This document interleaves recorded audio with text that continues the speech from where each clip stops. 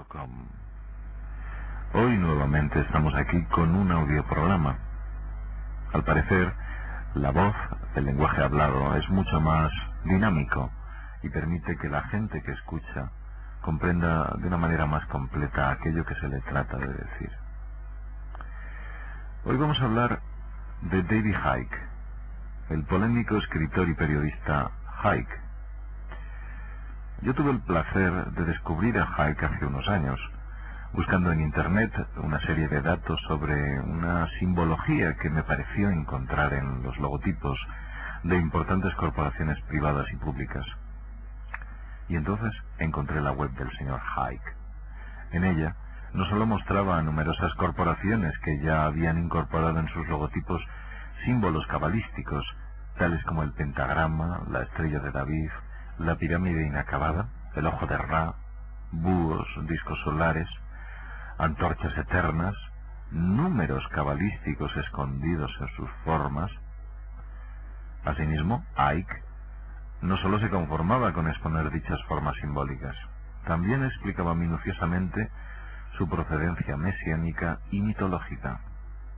Inicialmente, y a una primera mirada, estos símbolos puede que parezcan el reflejo reminiscente de sus diseñadores, en dichos logos, con las religiones o con una serie de mitos, pero la evidencia era tan grande que incluso los nombres de aquellas importantes corporaciones eran tetragramas que en su lectura directa o en su lectura inversa, muchas de ellas reflejaban el nombre de antiguos dioses sumerios, egipcios, fenicios.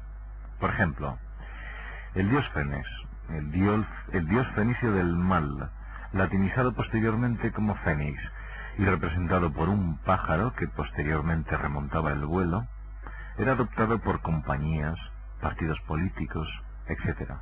Muchas de ellas tienen aves en sus logotipos, pájaros que remontan el vuelo. O la rosa, que representaba el disco solar, y a la que se han sumado partidos políticos, organizaciones herméticas, compañías petrolíferas, empresas de toda naturaleza. Tienen en sus anagramas una antorcha, una rosa o un disco solar. O qué decir del tan conocido 666, el número de la bestia, que parece estar escondido en logos de compañías telefónicas, compañías crediticias. Pero ahí no acababa la cosa. Aparentemente, muchas compañías en sus orígenes humildes tenían logotipos totalmente distintos, pero con el crecimiento y posterior absorción por poderosas corporaciones financieras cambiaban inmediatamente sus logos a nuevas formas luministas. Aparentemente Icke no solo se ceñía a mostrarnos estas ideas nada desdeñables, desde luego. Hacía una larga exposición que mostraba los vínculos existentes entre los dioses del pasado y sus vínculos de sangre de los actuales reyes, presidentes de gobierno, importantes banqueros, gerentes de poderosas empresas multinacionales, directores de grupos corporativos de los más media, de los grandes medios de comunicación, en general de todos los ámbitos. Según Icke, los antiguos dioses sumerios, sudamericanos, africanos y asiáticos, en resumidas cuentas en todas las religiones del mundo, del pasado, ofrecían una serie de ideas claras. El objetivo de estos dioses era la esclavitud del hombre. Estos dioses también parecían tener un acusado aspecto reptil, o de tener una serie de costumbres muy reptiloides, algo muy extraño en sus hábitos. También los dioses elegían de entre las comunidades que controlaban a una especie de hombres divinos, cuya genética era una mezcla humano y reptil. Estos guías eran el nexo de Dios en la tierra, y en no pocas ocasiones procedían de la estirpe divina o directamente eran nombrados reyes. En resumidas cuentas, estos híbridos dioses humanos eran antenas que guiaban a aquellos pueblos en beneficio de los designios divinos.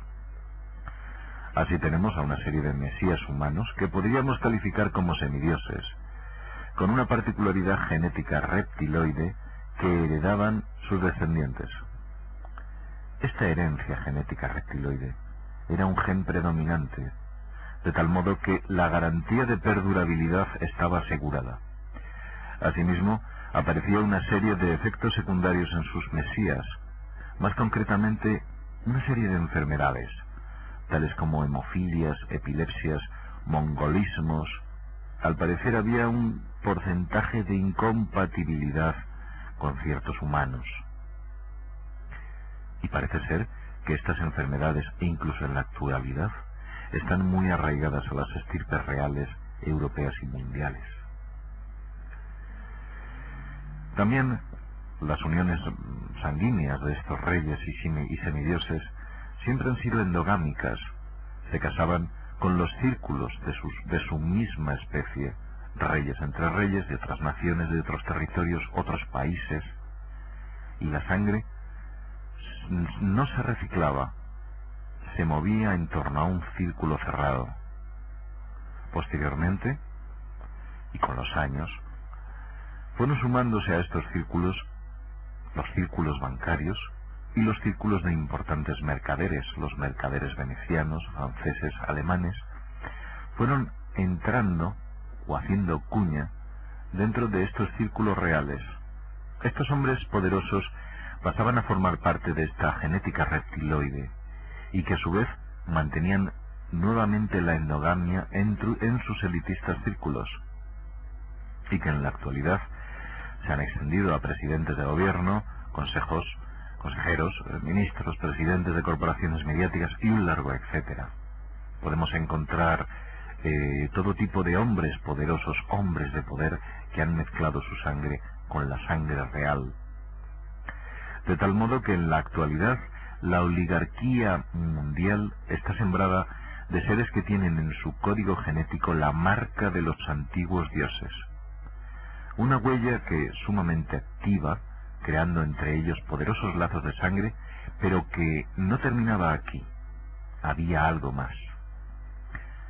Estos círculos no solo mantienen vínculos de sangre, entre ellos, que son conocedores de su condición, y debido a ciertas características que su gen reptil les instaba a mantener ciertas costumbres ritualistas, algunas de ellas absolutamente monstruosas, unas costumbres que parecían a verse abocados a finalmente llevarlas a cabo. Estas costumbres, como ya he dicho antes, son o eran y son monstruosas para el hombre, evidentemente, no para ellos. Parece que de alguna forma siguen bajo el control de aquellos no tan míticos dioses y continúan con sus prácticas de ofrendas humanas y dominación esclavista de nuestra raza homínida. Ellos son los que yo llamo la hermandad. También Ike los llama así, y otros muchos. Ellos dominan la economía mundial, de tal modo que una falta de libertad económica, la falta de libertad económica que padece el ser humano, es una forma de esclavitud. Ellos dominan la economía mundial. También dominan las altas instancias gubernamentales, de tal modo que dominan a los pueblos y redactan las leyes que los oprimen. Ellos controlan la ciencia, de tal modo que ciegan un proceso que podría liberar al hombre de la esclavitud. Asimismo, también controlan las fuentes energéticas. De esta manera, ocultando los modelos de energía baratas o gratuitas, nos mantienen en modelos energéticos caros o sencillamente insostenibles. Ellos controlan y dominan los ejércitos y las fuerzas de seguridad. De ese modo se garantizan la perdurabilidad frente a una posible revolución social o sofocar aquellos pequeños, digamos, conatos de revolución que determinadas organizaciones pueden empezar a plantear debido a la duda que el sistema ofrece. No son pocas las organizaciones que se pueden empezar a ilegalizar. No son pocas las voces de libertad que se pueden empezar a ilegalizar en breve. Todo esto que podría parecer